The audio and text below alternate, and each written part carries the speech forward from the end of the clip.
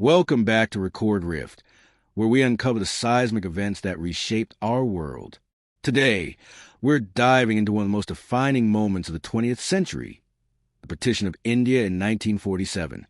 Picture a vibrant subcontinent, home to centuries of shared history, torn apart in a matter of months, creating two nations, India and Pakistan, amid a storm of hope, violence, and heartbreak. This wasn't just a political division. It was a human tragedy that displaced millions and left scars still felt today. What led to this cataclysmic split? Who shaped its course? And what was the cost? Over the next 20 minutes, we'll explore the roots, the chaos, and the enduring legacy of the Partition of India. Buckle up. This is a story of freedom, loss, and resilience. Let's begin. The seeds of partition were sown long before 1947, rooted in British colonial rule. By the 19th century, Britain controlled India, exploiting its resources and governing through a divide-and-rule strategy. The Indian subcontinent was a mosaic of religions, Hindus, Muslims, Sikhs, Christians, and others, coexisting for centuries but with growing tensions under colonial policies. The British favored certain communities, pitting Hindus against Muslims to maintain control. The 1905 Partition of Bengal, though reversed, sparked distrust, as Muslims saw it as a chance for autonomy, while Hindus felt marginalized. The early 20th century saw the rise of Indian nationalism. The Indian National Congress, led by figures like Mahatma Gandhi and Jawaharlal Nehru, demanded independence, uniting diverse groups under a secular vision.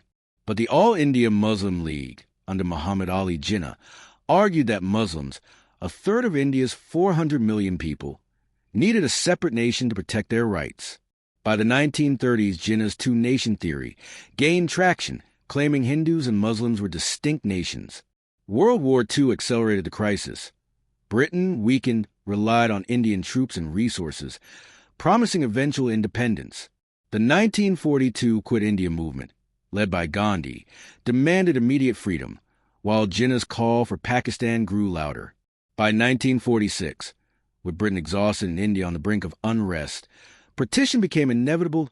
In February 1947, Britain announced it would leave India by June 1948. Lord Mountbatten, the last viceroy, arrived to oversee the transition but faced a ticking clock. Communal violence was already flaring. Hindu-Muslim riots in Calcutta in 1946 left thousands dead. Mountbatten, pressured by Jinnah's insistence on Pakistan and Congress's push for a united India, advanced the deadline to August 1947. The plan, known as the Mountbatten Plan, proposed two nations, India majority Hindu and Pakistan majority Muslim, with East and West Pakistan separated by 1,000 miles of Indian territory. The task of drawing borders fell to Cyril Radcliffe, a British lawyer who'd never been to India. In just 5 weeks, with limited knowledge, he carved up Punjab and Bengal, splitting villages, rivers, and even homes. Princely states like Kashmir were left to choose their fate, sowing seeds for future conflict. On August 14th and 15th, 1947, Pakistan and India gained independence, but the rush partition unleashed chaos. No one was prepared for the human cost. Leaders like Gandhi, who opposed partition, watched helplessly as their dream of unity shattered. The lines on Radcliffe's map weren't just borders. They were wounds that would bleed for generations. Partition wasn't just a political event. It was a human catastrophe. As borders were announced, panic swept the subcontinent. Hindus and Sikhs in Pakistan fled east, while Muslims in India headed west or to East Pakistan. An estimated 10 to 15 million people migrated, the largest mass displacement in history. Trains, roads, and footpaths overflowed with refugees, carrying what little they could: clothes, jewelry, memories. But the journey was perilous. Communal violence exploded, especially in Punjab and Bengal, where mobs armed with knives and clubs targeted minorities. Entire villages were massacred. Trains arrived filled with corpses, their passengers slaughtered. Historians estimate 1 to 2 million died in the violence, with countless women abducted or assaulted. Personal stories paint a harrowing picture. Families were torn apart, some never reuniting. In Punjab, Sikhs and Muslims, once neighbors, turned on each other in a frenzy of fear and revenge. Refugee camps swelled, with disease and starvation adding to the toll. The British, understaffed and overwhelmed, did little to stop the chaos, while Indian and Pakistani leaders struggled to maintain order. Gandhi, heartbroken, fasted for peace, but even his moral weight couldn't stop the bloodshed. The trauma of partition wasn't just physical, it was emotional, etching division into the hearts of millions who lost homes, loved ones, and trust. By late 1947, the violence subsided, but the challenges were just beginning. India, led by Prime Minister Nehru, aimed for a secular, democratic state, but faced economic strain and communal tensions. Pakistan, under Jinnah, struggled to unite its two wings, West and East Pakistan, divided by culture and geography. Jinnah's death in 1948 and Gandhi's assassination by a Hindu nationalist in the same year deepened the turmoil. Kashmir became a flashpoint, with India and Pakistan fighting their first war over the princely state in 1947-48, a conflict unresolved to this day. Economically, partition disrupted trade and agriculture. Punjab's irrigation systems, split by the border, crippled farmers. Refugees faced poverty, but both nations showed resilience.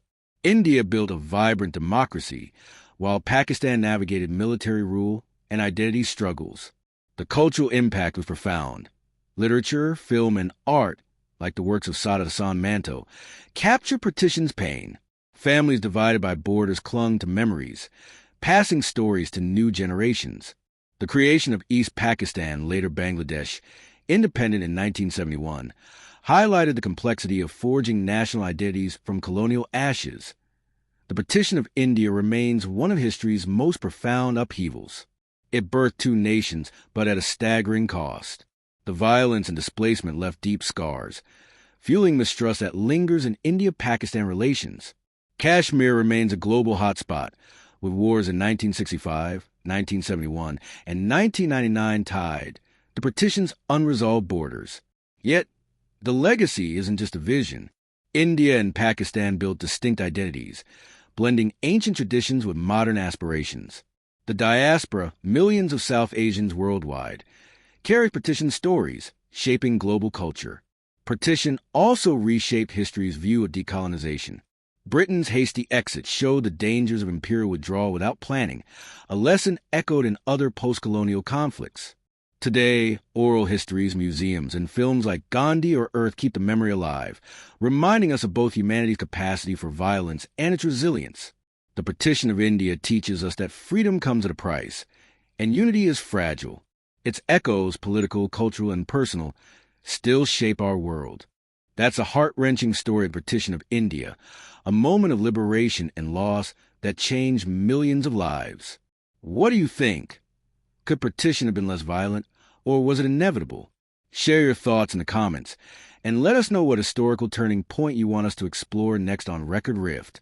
If this journey through 1947 moved you, smash that like button, subscribe, and hit the bell to join our quest through history. Until next time, keep uncovering the rifts that shape our past. This is Record Rift, signing off.